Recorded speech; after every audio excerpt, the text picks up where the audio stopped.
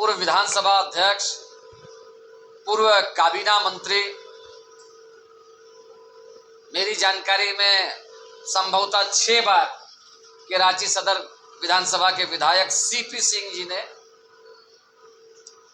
Intentionally, deliberately और repeatedly, क्योंकि कई बार क्या होता है, कोई वक्तव्य जो है स्लिप ऑफ टंग जिसको कहते हैं वो निकल जाता है, लोग पश्चाताप करते हैं या उसको सुधारते हैं।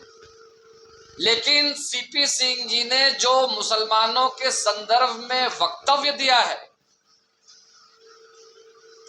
वो वक्तव्य एक बार नहीं बल्कि 2 बार दिया, रिपीट किया। आप में से बहुत लोगों ने उस वीडियो को देखा होगा। अगर किसी ने नहीं देखा और आप चाहते हैं कि हम उसको दिखाएं, ये जरूरी है क्या?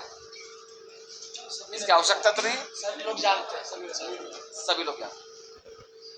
उन्होंने सभी मुसलमानों को, ये मेंशन नहीं किया कि झारखंड के या बंगाल के या रांची के, सभी मुसलमानों को जिहादी बताया और ये बताया कि मुसलमान खाते यहां का है और गाते दूसरी जगह का है।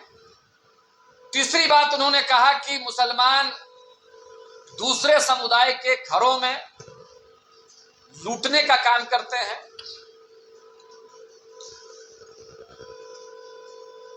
ये वक्तव्य बहुत गंभीर, बहुत आपत्तिजनक, बहुत दुर्भाग्यपूर्ण और सिर्फ एक समुदाय के विरुद्ध नहीं बल्कि शांति और सद्भाव, भाईचारगी और एकता में विश्वास करने वाले इस लोकतांत्रिक व्यवस्था में जो लोग भी विश्वास करते हैं उनके लिए बहुत अत्यंत आपत्तिजनक और आहत करने वाला है। और जो उनका बोलने का अंदाज जो है वो ऐसा लग रहा है कि बोल करके सेलिब्रेट कर रहे हैं।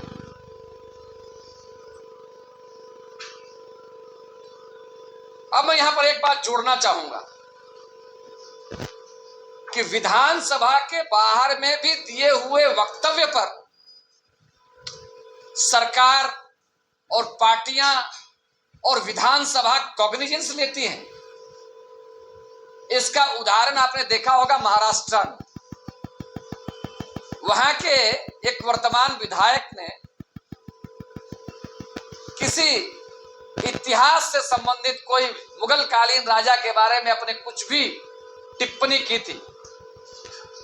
विधानसभा के बाहर टिप्पणी थी, लेकिन सरकार ने तो कॉग्निजेंस लिया ही लिया, उस पे एफआईआर दर्ज किया और विधानसभा के अंदर में स्पीकर महोदय ने उनको निलंबित किया, सस्पेंड किया। हम जोर देकर के कहना चाहेंगे, टिप्पणियां कई तरह की होती हैं। किसी व्यक्ति ने अनजाने में या अज्ञानता में या भावावेश में या हीट ऑफ द मूवमेंट में कोई बात अपनी कह दी और कहने के बाद में उसको वापस ले लिया या खुद उसका ज्ञान नहीं था, लोग सुधार देते हैं। लेकिन इस मामले में उन्होंने सीधा सीधा आक्षेप लगाया है। उनका ये वक्तव्य अक्षम्य अपराध है और मेरा ये डिमांड है कि इस मामले में निश्चित तौर पर सुओ मोटो कॉग्निजेंस लिया जाना चाहिए और उनके ऊपर में एफआईआर दर्ज होना चाहिए। और विधानसभा के अध्यक्ष महोदय से भी हम कहेंगे कि निश्चित तौर पर यह वक्तव्य उनका विधानसभा के बाहर का है। सदन के अंदर का प्रोटोकॉल के बारे में बहुत सारी चीजें ऑलरेडी मेंशन्ड है, लेकिन ये व्यक्ति जो दुर्भावना पैदा करने का काम, जिसने दंगा फैलाने का काम, जिसने विभिन्न समुदायों के बीच में विभाजन पैदा करने का काम और जिसने जानबूझ करके इंटेंशनली एक समुदाय को बदनाम करने का काम किया है, उनकी सदस्यता भी इनकी रद्द होनी चाहिए। अब कुछ सवाल आजकल हम देखते हैं, बड़ा दिलचस्प मामला। यहाँ तो कई हमारे माननीय जो पत्रकार महोदय हैं विधानसभा में कवरेज करते हैं। हम लोग बचपन में रेडियो सुनते थे, उसमें आता था भागलपुर, रांची, दरभंगा से अब धीमी गति की समाचार सुनिए। धीमी गति के समाचार।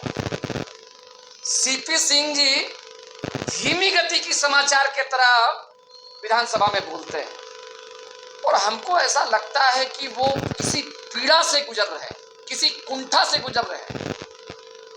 अब भाई राज्य की जनता ने या राज्य की जनता ने उनको विधायक बना दिया, विधायक दल का नेता और प्रतिपक्ष का नेता बनाने का जिम्मेवारी तो राज्य का जनता का नहीं है, राज्य का जनता का नहीं है।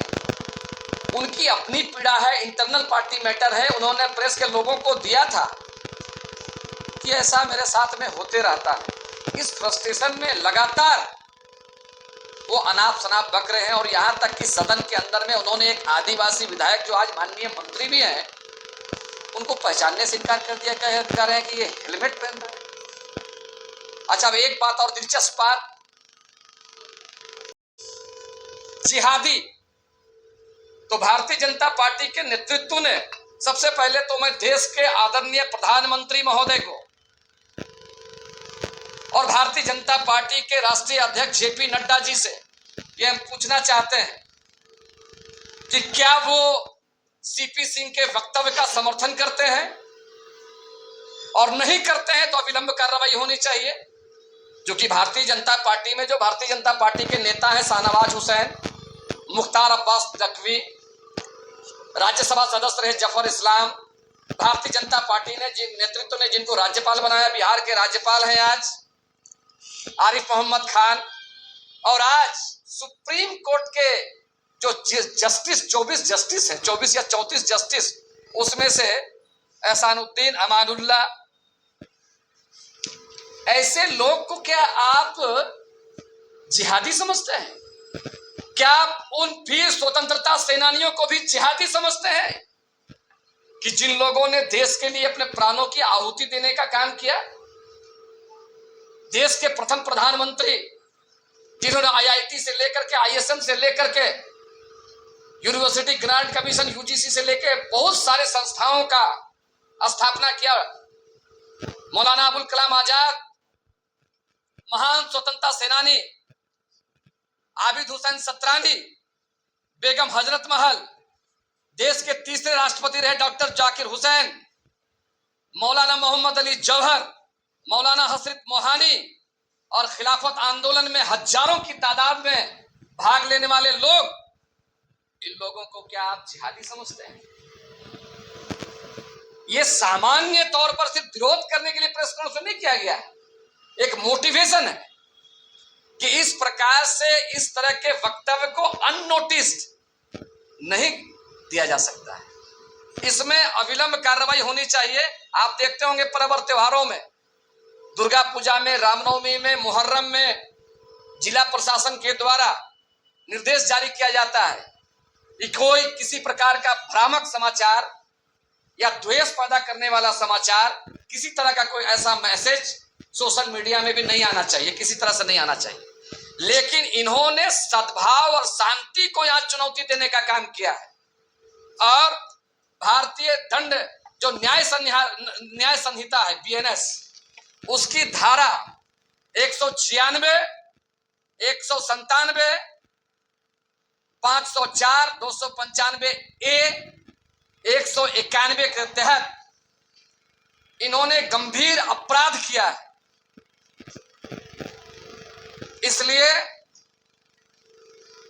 राज्य में शांति और सद्भाव के हित में अविलंब राज्य की पुलिस, राज्य की प्रशासन को इनके ऊपर में कठोरतम कार्रवाई करना चाहिए। इन्होंने मान लेते हैं कोई एक व्यक्ति, दो व्यक्ति का कोई बात, कोई वक्तव्य या कोई चीज गलत हो सकता है, लेकिन उसके लिए पूरे समाज को अपमानित करना, जिस विचारधारा से सीपी सिंह जी आते हैं, आरएसएस की विचारधारा से, आरएसएस के लोग गोडसे को पूजते हैं, गोडसे का सार्वजनिक तौर पर उसका विरोध नहीं करते हैं।